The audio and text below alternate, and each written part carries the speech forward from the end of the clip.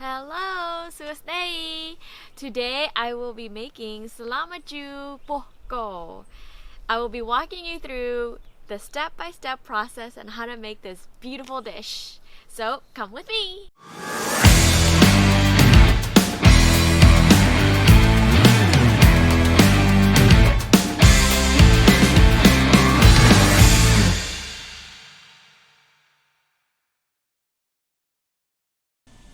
And we're here. So let's go through the ingredients one by one. There's a lot, but bear with me.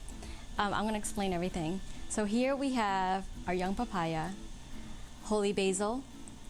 This is apio or celery root, 1 onion, bunch lemongrass. I have it in 2 bunches here. Our Kaffir lime leaves, galangal, garlic, those ahises, tamarind soup powder. You could also use fresh tamarind pulp, but this is more shelf stable. Broll, which is a fermented salted fish. I'll go into that later. Some rock salt, some chicken powder, the tripe with the hooves, chopped into small bits. I bought this way, so it comes already prepared, and some cubed beef. With water, our trusty mortar and pestle, cleaver, and my trusty tamarind wood cutting board. Let's begin with the tripe. That takes the longest to cook. It takes about 45 minutes in a pressure cooker. Let's talk about our pressure cooker. I have my trusty industrial pressure cooker. Why did I choose this one versus any other kind? I got tired of changing the rubber ring that usually comes with having a pressure cooker. So after a while, it goes wear and tear, and it's so dangerous. So I asked Pedro to get me one without that rubber ring, and this is what he found. It weighs like 20 pounds, but it is a workhorse, and I love it. So it has a gauge, and it also comes with a little weight. So let's put this all in here. This is the tripe and the hooves, along with probably a half a gallon of water, 2 liters.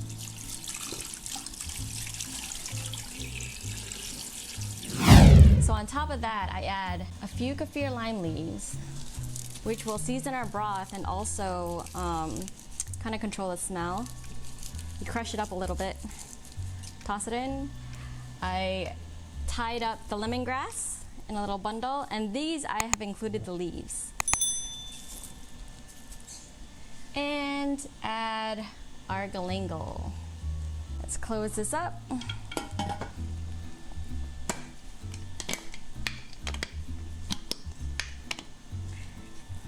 Looks like something futuristic, doesn't it? I've used this so much. It has become such an essential kitchen tool that I have. It is on. Let's just do a double check to make sure that all these knobs are good and tight. This is the weight that comes with it, with different weights. I would use 15, which is mainly used for meats. Turn it up on high and set our timer to, we'll say, 1 hour. Because it does take 20 minutes to heat up, and it's 40 minutes after the first whistle. That's why I set it to an hour, just to give me some wiggle room, so just in case I forget. That's all set. Let's start prepping our vegetables. I'm gonna start off with making the kreung, which is the base of all Cambodian cooking. And we're gonna start off with the Kaffir lime leaves. And with these, we're gonna have to take out that inner, I guess, vein of the leaf, because that's a tough part. And to do that, you just fold it over and just pop it out. Let's do a few more. And you could always do this in advance. This is a very tedious process, but it's a must-needed ingredient. Kaffir lime leaves are not really native to Puerto Rico. They're big in the Southeast Asian dishes, And you will find these a lot in curries and a lot of Indian dishes also, but mainly used in Cambodia and Thailand. And the foods of both nations are very, very similar. All right, right now I've taken out all the veins. And so let's do a rough chop. Because we're gonna put this all in our mortar and pestle and create a paste. So I'm rolling it up like a cigar. And we are going to chop. Just make them finer and to make it easier to pound. So you do a lot of the prep work ahead of time to make sure that, you know, your arms don't get too tired while you're using the mortar and pestle. Just a rough chop. Looks like little lime leaf confetti. And so we'll put it off to the side. So I have the turmeric, and I have turmeric in the kreung as a base because it does provide a good earthiness to this dish. It's not just one-dimensional. So we're just doing some rounds. I don't peel the turmeric. I don't see the need to. The skins are just fine on their own. So we're gonna put it right on top of the Kaffir lines because it's gonna be pounded in the mortar and pestle anyway. I've already chopped up my galangal, and galangal offers a nice pininess to this dish. So the turmeric is earthy. So earthy will follow with the trend of like more pine, so it's more earthiness to it. So we've already chopped it up. I don't need to do anything with that. And I'm gonna grab for the garlic. So I have here probably 5 cloves of garlic. And so we're gonna just take the skins off. We're gonna pound it in the mortar and pestle, so we don't have to be too fine with this. So give it a good smash. Bam! To all of them. Just to get the skins off. When it comes to making the kreung, each dish, you know, and usually you tailor it to how you like it. And a lot of people do make a base kreung that you could just grab in the refrigerator, and they make it for long term because it is a little bit cumbersome to make. I try to make it fresh. So, because each dish I kind of, how I use it, I either put more or less of one thing or another. And I just tailor it to how I like it. We're just gonna put it right on top of the Kaffir lines. And now we're gonna go off to the lemongrass. Lemongrass is such a versatile ingredient to have. We're gonna cut off the root ends because we don't need that. Toss this into the compost. And these leafy ends, we also do not need. I'm gonna toss that into the compost. All right, I have one more lemongrass. I'm gonna cut that off. Now, with the lemongrass, all the flavor is mainly in the stems. A lot of people do use the leaves for teas or maybe something a little bit lighter, even green curries. You could blend it up and make a green curry out of it, mainly just for the color. But the leaves offer a lighter fragrance within your soup. And the stems is where all the flavor boost is at. So if you do want a big lemongrass flavor in your soup, use the bottom parts. Toss this in compost. And let's pound this up. Take this, and we're gonna chop it into small bits because we're gonna stick it into our mortar and pestle. So with this, you'd like to chop it into more of a finer cuts because it is a little bit tougher to break down. So make sure you try to get the cuts of these as fine as possible because you're breaking down the fibers that are in the lemongrass. All right, I think that's good. Let's go for the onion now. Now, traditionally, the kreung, it uses shallots, but I find that shallots they're not hard to find here, but they are a bit more pricier than, you know, a big bag of onions for $1. So I've compensated using onions. Shallots have more depth and flavor because it's like onion and garlic at the same time almost, and it's a little bit more sweeter. But I find that onions do just as well in the gruang, and you can find it everywhere. Shallots, sometimes they don't have it here. That's in Puerto Rico, so everywhere else, of course, they'll have shallots. So I'm probably only gonna use half of an onion so for this recipe, since it's just gonna be for one pot of soup. So we're gonna chop this up. Remember, keep that butt. No tears.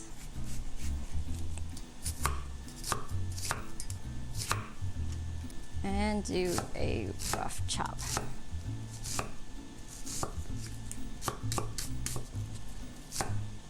Perfect. Now we're gonna move over to our mortar and pestle and start pounding this up to make a paste.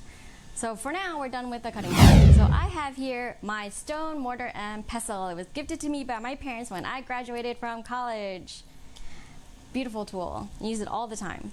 So there's an art to pounding and making a paste out of things.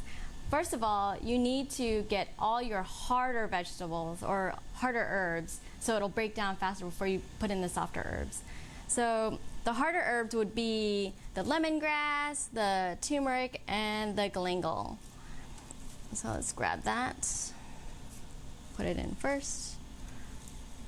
Let's just put in enough. And I've also got here the rock salt, and I chose to do rock salt because it offers a good friction to make a good paste. This is all of it. And let's start pounding it up. So why pounding instead of using a blender or a food processor? I have used all methods of making this paste, and I always found that pounding this does offer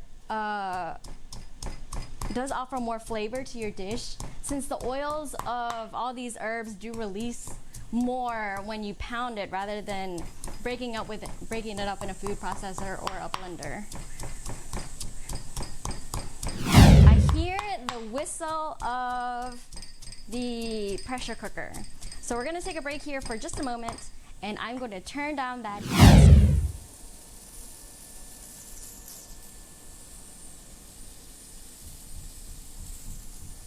Go here. Let's start prepping our vegetables that we're gonna put into the soup. You could choose whatever vegetables you want. Like, it has to be something that you'd use in a soup, like potatoes or something hard. But I've chosen celery root, papaya, and these ahises, because that's what we have around on our yard. So why did I choose celery root? Normally, in this dish, they would use just regular celery, mainly for the crunch factor and for flavor also. I just decided, since this is going to be more of a stew rather than a soup, that the use of the celery root will offer that hint of celery flavor, along with like a starchy afternote to this, because this is a heavy. It's going to be a heavy vegetable, but it has a lot of flavor, and then you don't have to use celery. Just have to use the root. All right, let's cut this up. We're just gonna do cubes. It's easier. All right, let's get our papaya and peel this off.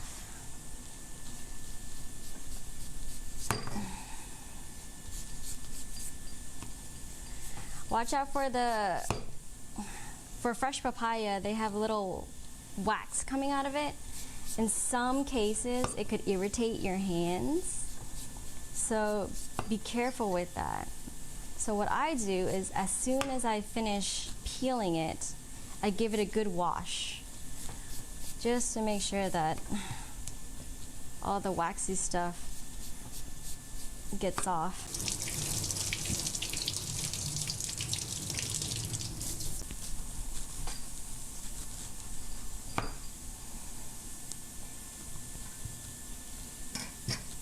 Let's get the compost bowl closer. Get these seeds out.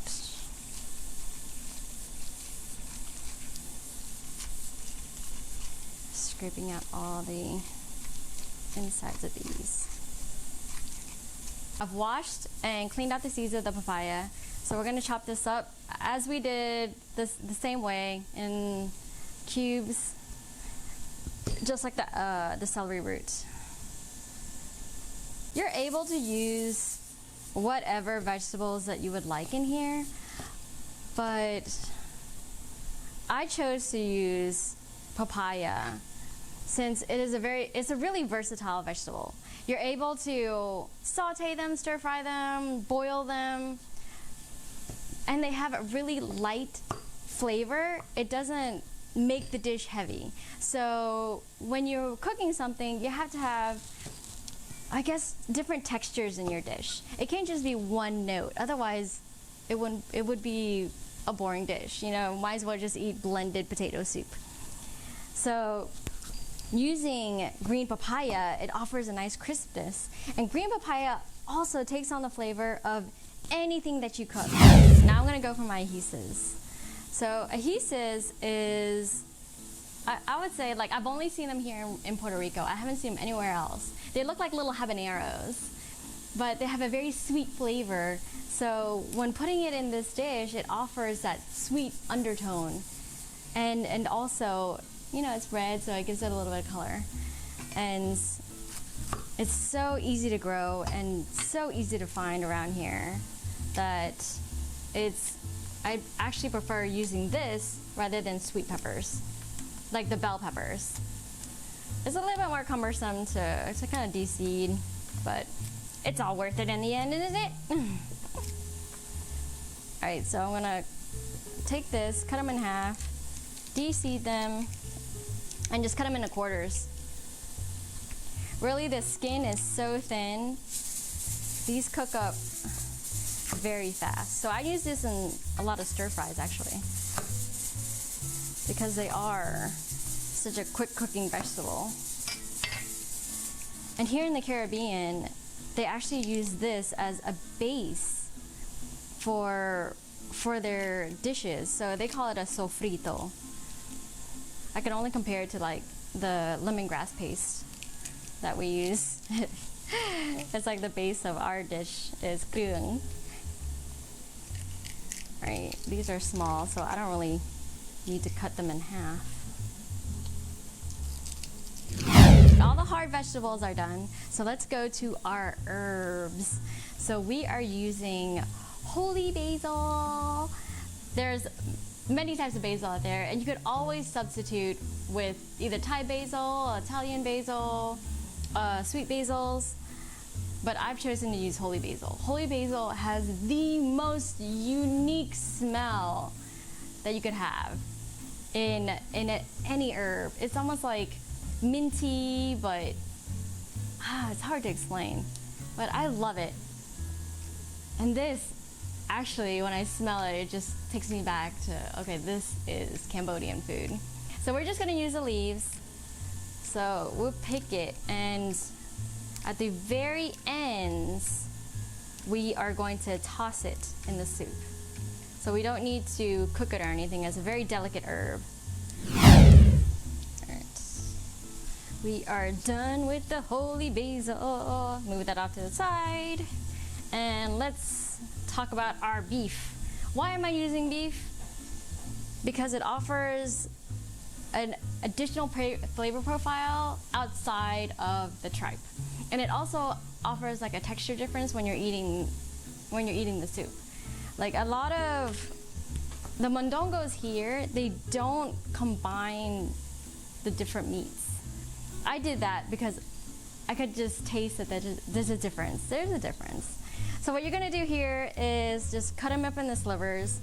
And I've decided to use these are round steaks, but they're cubed, and they sell them that way. But I decided to use the cube beef is because it's already textured for you. So it's more tender when you put it in a soup, rather than having clean cubes of beef. So when putting beef in a soup, I always recommend using the cube steaks rather than, you know, whole chunks.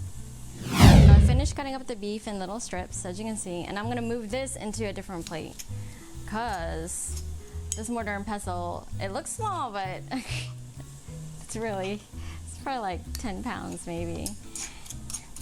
And if you're just holding it over a pot, you know, it gets heavier and heavier as time passes. All right, we got that all in there. And beautiful color. Can you see the turmeric? Like, what gives it that yellow color? Look at my hands. All right, here, remember how I told you, these are the seasonings for our soup. Now for the broll, it has an intense smell, but you could always substitute with something lighter, maybe fish sauce, or even leave it out altogether. It just adds an extra umami flavor to your soup.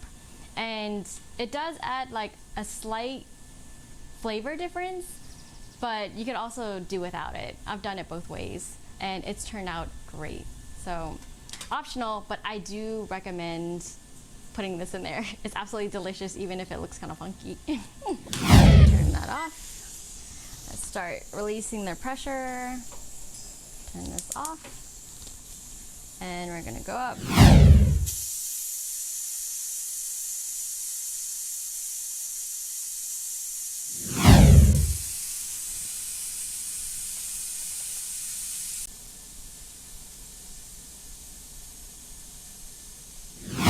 Alright, the pressure is all gone from this pressure cooker. Let's open this up.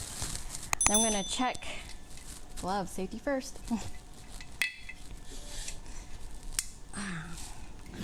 Alright. Wow.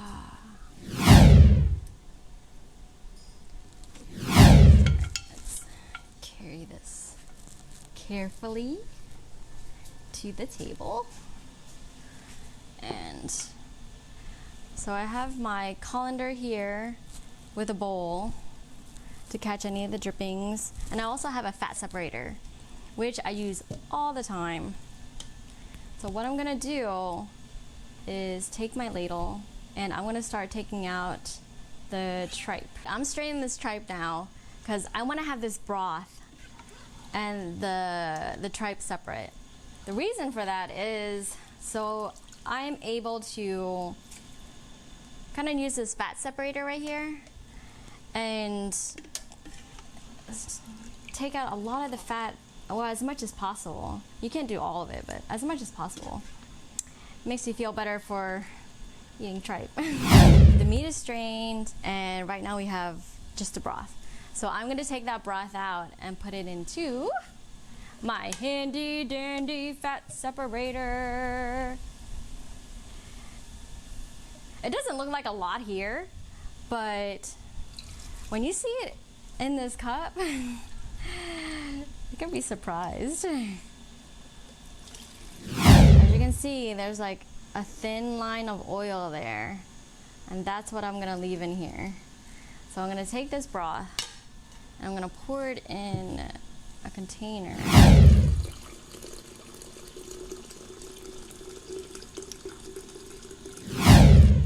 And as you can see there, that's what is left behind after straining the oil. We have more broth to go, so it'll be more than this later on.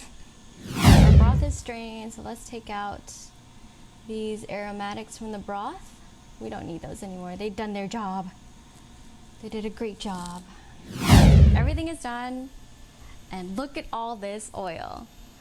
But we're still gonna use just a little bit of this oil, so it's perfect for sauteing our bases. Let's start cooking. So, got my pot here. I'm gonna turn the heat onto a medium-high and let it heat up. Remember the oil that we had separated from the broth? Well, I'm gonna use a little bit of that to saute our flavor base for the soup. And then this is the green that we pounded earlier. Saute that up first. You can already smell it. Gosh, it's so strong. It's really good. And then we're also gonna throw in our pedrohabano too. So this is raw, so you really have to cook it out. It looks like our onions are getting nice and sweated. So at this point, we're gonna throw in our beef and let that sear a little bit so it can develop some color, and color equals flavor. Let's check on how the situation is. So looks like the juices of the beef have deglazed the herbs from the pan. So I'm gonna go ahead and grab the strained broth that we had and add it in. At this point, before it starts to go into a rolling boil, I do like to add the other seasonings to the soup. So we have here the chicken soup powder, and also the tamarind soup powder. So I'm gonna add that in. Alright, stop. We've added those two bases, so we'll stir it up a little bit to kind of agitate the water to let it blend in. And before it does go into a rolling boil, we are going to grab our vegetables that we chopped up earlier. And we're gonna add that in before the water is boiling. So then you don't have like steam or anything burning your fingers. And it'll also let the vegetables come up to temperature, you know, with the soup. So it'll cook more evenly. So you won't have like bigger pieces that are raw. And once the vegetables get tender, we're going to add our tripe.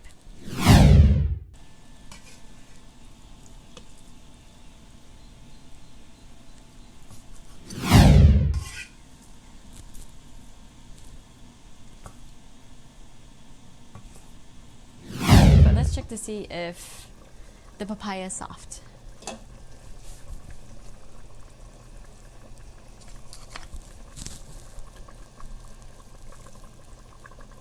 Perfect. It's like a potato. You fork it. All right, at this point, we're just gonna add our mondongo.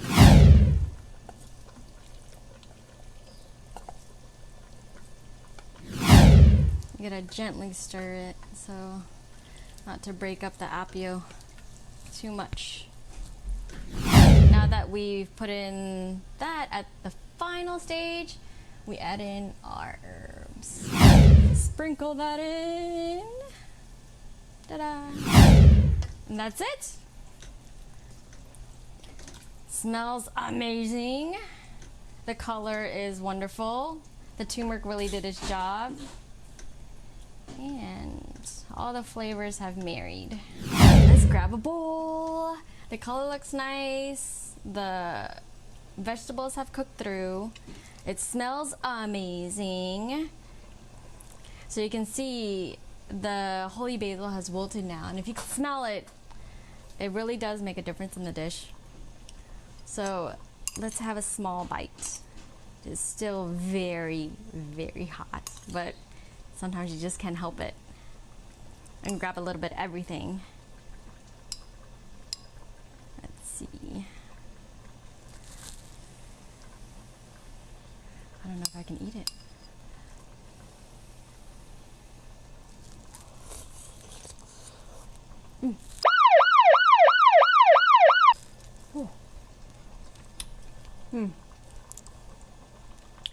Flavor is on point. The tamarind does like a good sour note to it, but really you could taste the subtleness of the apio. It really does give a freshness to the dish. And the holy basil is mainly just there for the smell. So you're using all your senses to eat this. It's absolutely delicious, and I hope you try it. And that's it. My hands are nice and yellow from the turmeric. I hope you liked the video. If you do like it, please do a thumbs up and like and subscribe. And if you have any comments or questions, please leave them down below. Until next time, see you. And we're waiting, and we're waiting, and we're waiting. Pawicho. I don't have one.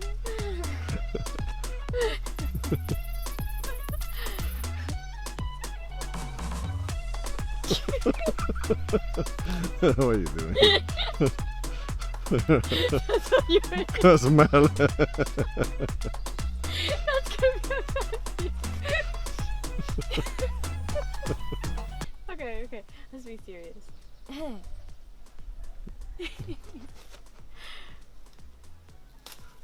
picking peppers, we're picking peppers, cause they're ready, and they're ready.